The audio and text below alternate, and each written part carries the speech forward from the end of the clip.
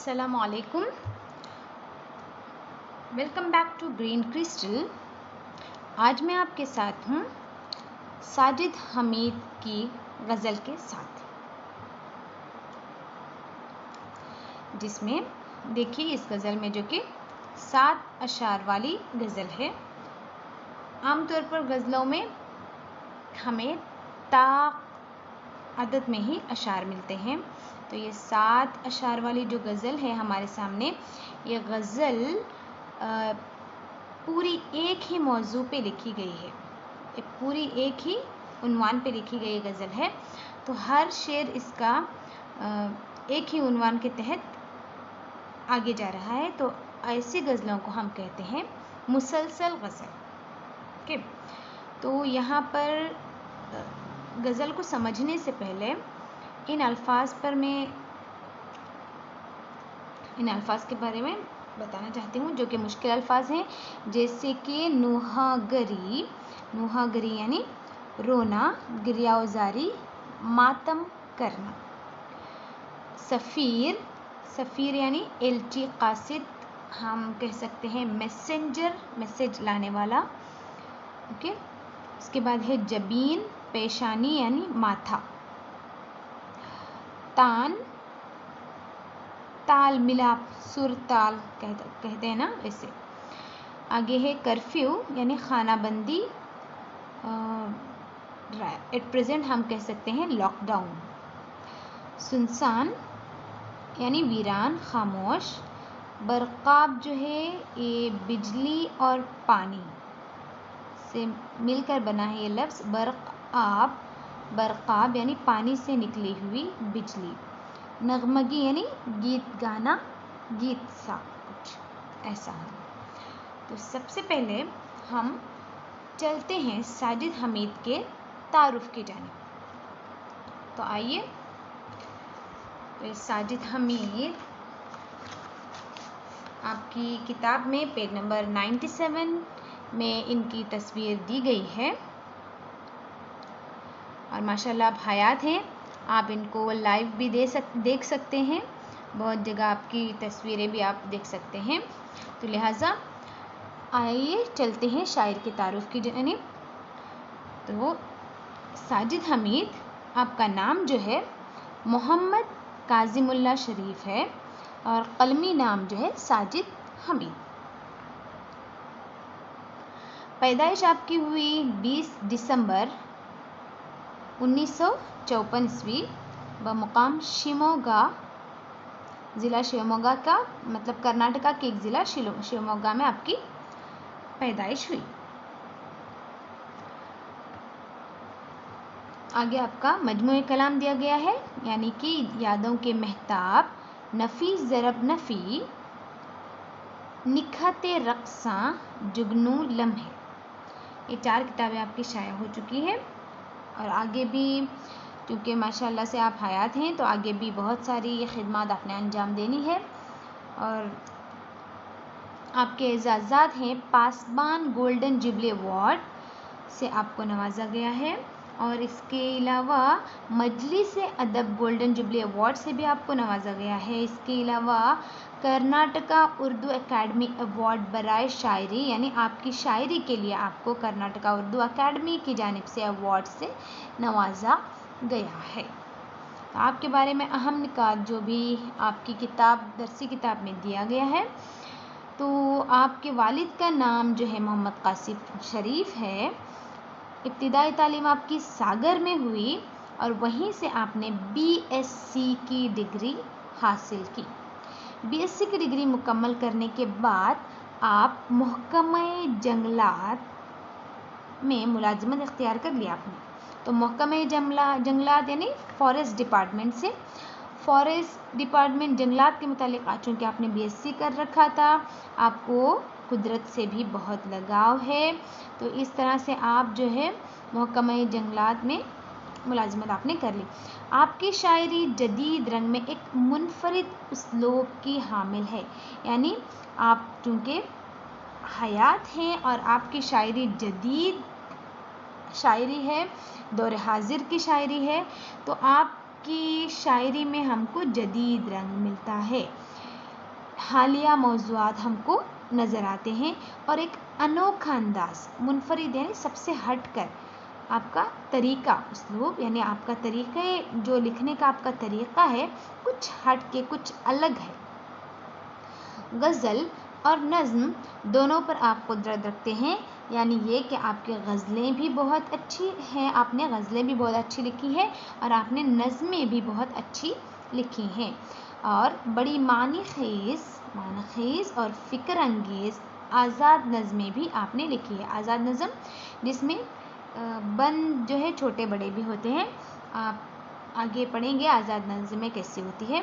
تو آپ نے آزاد نظمیں بھی لکھی ہیں جو معنی سے بھرپور اور فکر انگیز یعنی فکر سے بھرپور کچھ ایسے موضوعات، اچھوتے موضوعات پہ آپ نے آزاد نظمیں بھی لکھی ہے۔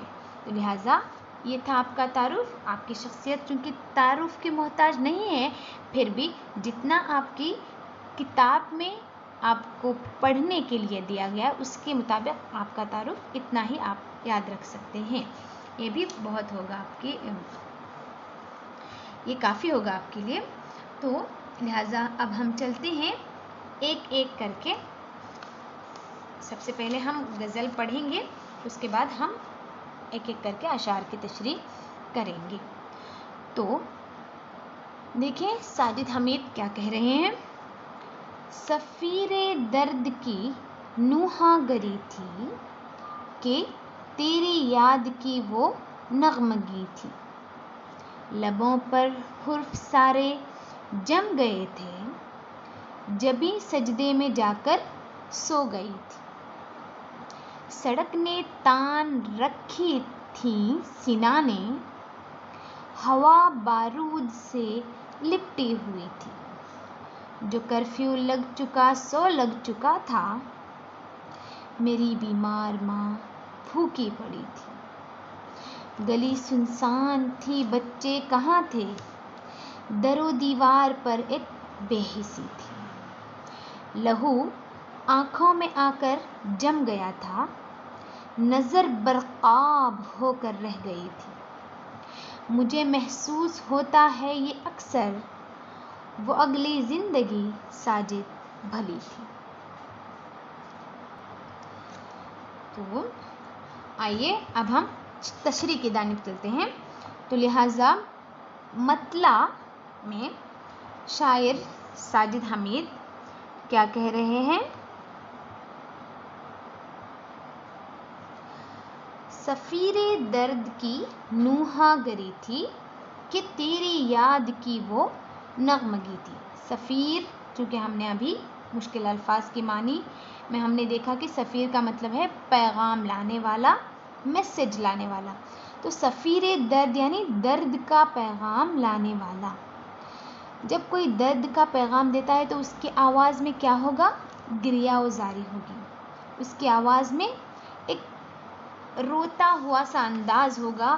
جب کوئی کسی غم کا میسج دیتا ہے، جب کوئی کسی غم کی اطلاع ہمیں دیتا ہے تو وہ ہمیں نوحہ گری سا لگتا ہے۔ تو شاعر کیا کہہ رہے ہیں، مطلع میں شاعر کہتے ہیں کہ یہ جو گریہ و زاری کی آواز ہے یہ ہمیں درد کا پیغام سنا رہی ہے، یا پھر اسی گریہ و زاری سے تیری یادوں کی نغمگی کا سا احساس ہو رہا ہے، یعنی اس درد سے جڑی شاعر کی کچھ یادیں ہیں جو کہ غم کے ساتھ خوشی بھی رکھتی ہیں۔ تو لہٰذا شاعر کہہ رہے ہیں کہ جو صفیر درد کی نوحہ گری یعنی رونے والا جو میسج، جو غم کی باتیں صفیر درد ہمیں سنا رہا ہے، وہ ہمیں تیری یادوں کی نغمگی کی طرف بھی لے جا رہا ہے۔ ایسے لگ رہا ہے کہ کوئی ہمیں تیرے نغمے سنا رہا ہے، تیری جدائی کے، تیرے بچھڑنے کا نغمہ ہم کو سنا رہا ہے۔ اپنے محبوب کو شاعر کہہ رہے ہیں، کوئی عزیز شاعر کا ایسے انداز میں بچھڑا ہوگا کہ وہ شاعر یہاں پر اس کو یاد کر رہے ہیں۔ تو اگلا شعر ہے، لبوں پر حرف سارے جم گئے تھے، جبھی سجدے میں جا کر سو گئی تھی. تو چونکہ یہ مسلسل غزل ہے، جو پیغام شاعر مطلع میں دے رہے ہیں کنٹینیو ہم کو اس کا سلسلہ وار ہمیں آگے یہاں پر وہی موضوع ملتا ہے. تو شاعر کہہ رہے ہیں کہ لبوں پر حرف سارے جم گئے تھے، یعنی زبان خاموش تھی. شاعر کہہ رہے ہیں کہ زبان خاموش تھی، سارے حرف لبوں تک آ کے وہیں جم کے رہ گئے تھے، اور سر سجدے میں رکھے میں وہیں سو گیا.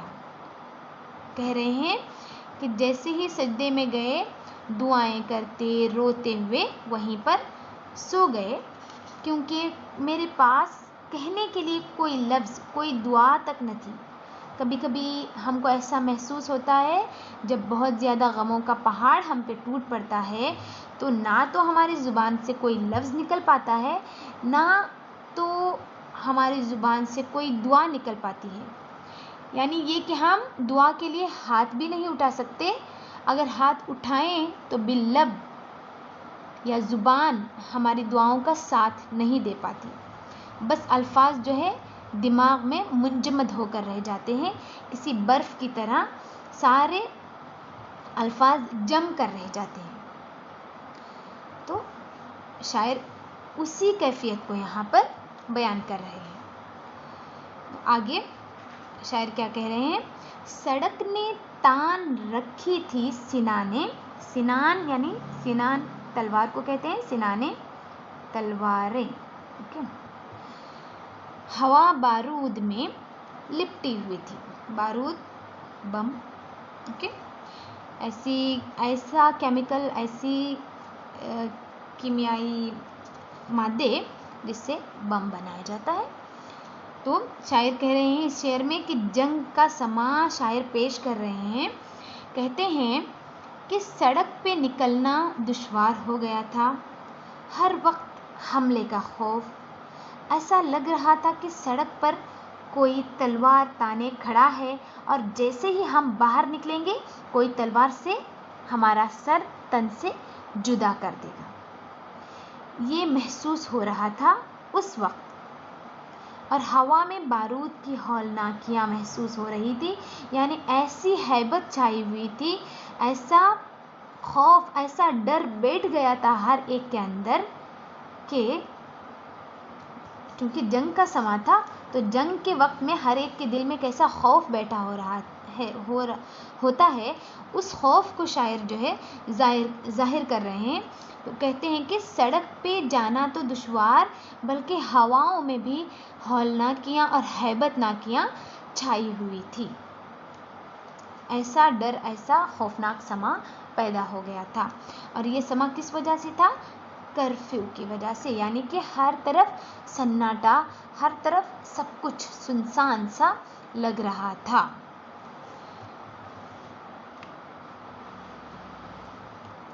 آگے شاعر کیا کہہ رہے ہیں؟ جو کرفیو لگ چکا سو لگ چکا تھا، میری بیمار ماں بھوکی پڑی تھی. تو جیسے کہ لاک ڈاؤن کے ٹائم پر آپ نے دیکھا ہوگا گھر میں کوئی بیمار ہے تو اس کو ہاسپٹل لے جانا بھی جو ہے بہت مشکل ہوتا ہے. اور یعنی کہ آپ نے یہ سب کچھ آپ نے تجربہ کیا ہوا ہے. ابھی اسی سال یا کچھ مہینوں پہلے تک جو ہے آپ یہ ساری چیزیں محسوس کر چکے ہیں کہ اگر خدا نخواستہ گھر میں بیمار ہوا کوئی تو کیا حال ہوتا ہے، اور ایسے میں کوئی بھوکا ہو تو اس کے ساتھ کیا ہوگا. تو شاعر کرفیو کا سما پیش کر رہے ہیں، یہ لاک ڈاؤن کا سما نہیں تھا. اوکے. تو یہاں پر شاعر ساجد حمید اس شعر میں دوران کرفیو اپنی بے بسی کا اظہار کہتے ہوئے کہہ رہے ہیں کہ شہر تو کرفیو کی وجہ سے بند تھا، لیکن میری ماں جو کہ بے حد بیمار تھی، ان دنوں گھر میں اناج نہ ہونے کی وجہ سے بھوکی پڑی رہ گئی تھی. اور اس وقت میرا یہ حال تھا کہ میں چاہتے ہوئے بھی ماں کو کھانا نہیں کھلا سکتا تھا کیونکہ کرفیو تھا، کوئی گھر سے نکل نہیں سکتا تھا، نہ کمانے کے لیے نہ کسی اور ضروری چیز کے لیے، بلکہ گھر سے نکلنا ہی ممنوع تھا۔ تو ایسا سما ہوتا ہے جب اکثر شہروں میں یا اکثر ملکوں میں جب جنگ ہوتی ہے تو ایسا سما وہاں کی پبلک کو، وہاں کی عوام کو بہت کچھ سہنا پڑتا ہے۔ تو اگلا شعر،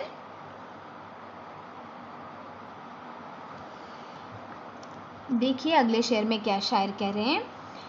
ایک کے بعد دیگرے شاعر ہر موضوع کو، ہر اس مسلسل غزل میں اس وقت ہونے والے ہر احساسات کو جو ہے، ہر ایک کے احساس کو شاعر اپنے الفاظ میں، اپنے اشعار میں بڑی خوبصورتی سے شاعر نے پیش کیا ہے۔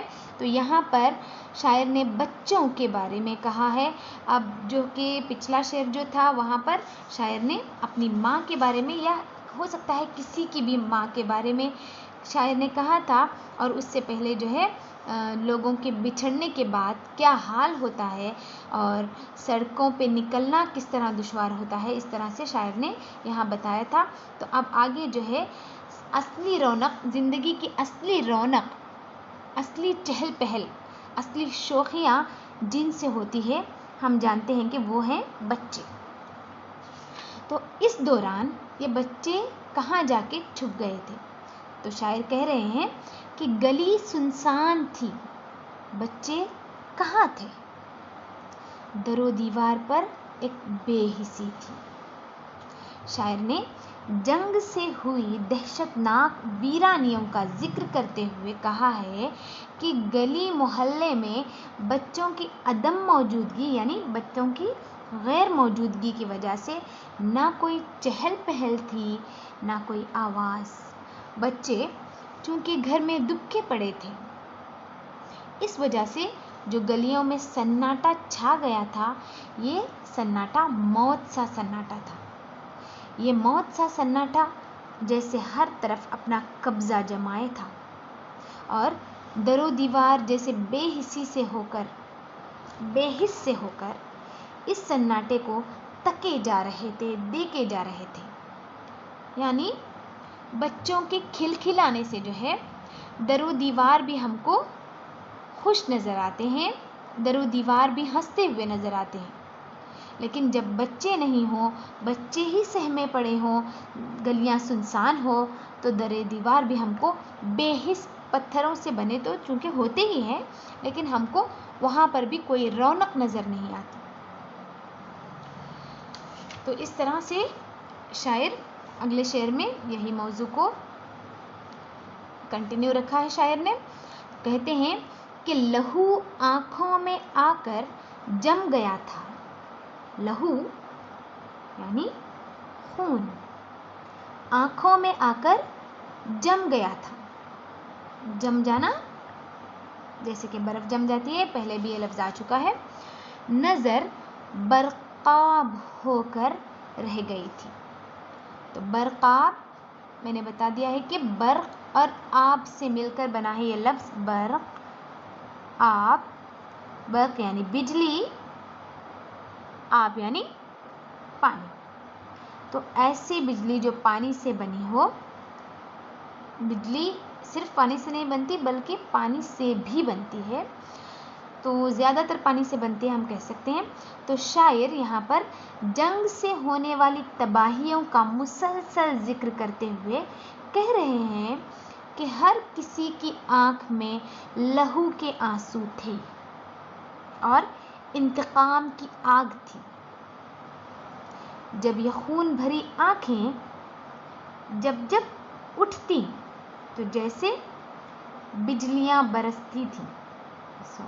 ہم کہہ سکتے ہیں کہ یہ خون بھری آنکھیں جب اٹھتی تھیں تو بجلیاں برستی تھیں، یعنی کہ ہر انسان دوسرے انسان کو شک کی نگاہ سے دیکھ رہا تھا، کیونکہ کرفیو تھا، کسی ایک طبقے اور دوسرے طبقے کے بیچ میں جھگڑا ہو رہا تھا، لڑائی ہو رہی تھی، تو ہر ایک فرقہ دوسرے فرقے کا جو ہے دشمن بنا ہوا تھا۔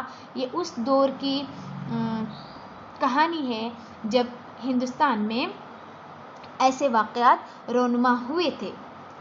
ماضی قریب میں ہم کہہ سکتے ہیں 19ویں صدی میں ہی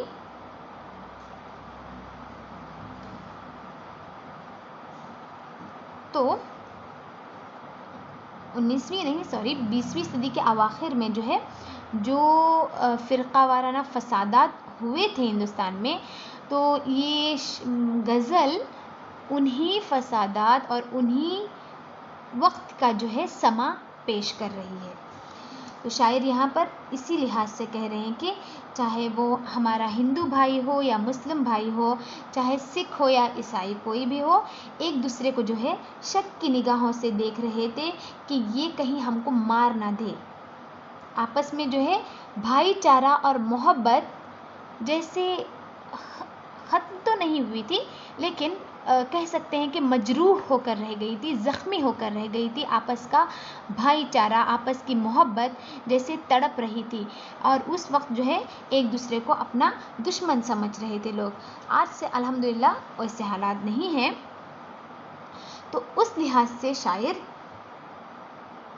کہہ رہے ہیں کہ آخری شعر ہے، مقطع ہے، تو شاعر کیا کہہ رہے ہیں کہ مجھے محسوس ہوتا ہے یہ اکثر وہ اگلی زندگی ساجد بھلی تھی، یعنی کہ جب ایسے حالات نہیں تھے تو ان حالات سے پہلے جیسی زندگی گزر رہی تھی، آپس کا بھائی چارہ، آپس کی محبت، آپس میں جو ہے مل جل کر رہنا، سڑکوں پر بچوں کا گھومنا، یا پھر کسی بھی تکلیف کے لیے ایک دوسرے کا ساتھ دینا، رواداری، ہمت افزائی کرنا، ایک دوسرے سے ہمدردی سے پیش آنا، یہ سب جذبات، اور جو ہے چاہے ہندو کے ہوں، مسلم کے ہوں، ہر کسی کے بچوں کا آپس میں گھل مل کر کھیلنا، یہ ساری چیزیں شاعر کو جو ہے بہت یاد آ رہی ہیں۔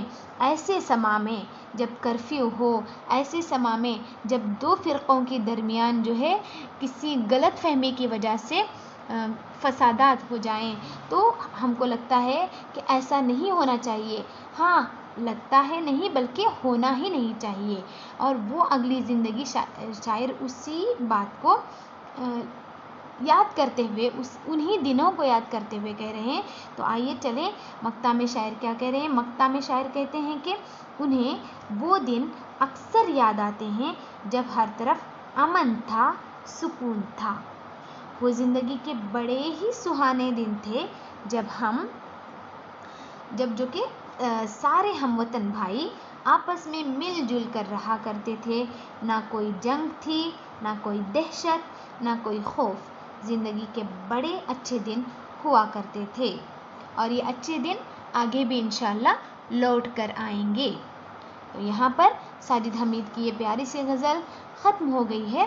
تو لہٰذا اگر آپ کو اس غزل میں کچھ بھی مشکل لگ رہا ہے سمجھنے کے لیے، تو آپ کمنٹ سیکشن میں میسج کر سکتے ہیں، انشاءاللہ آپ کی جو ہے مشکلیں حل کی جائے گی۔ جزاک اللہ خیر۔ یہاں تک کے لیے اللہ حافظ، فی امان اللہ۔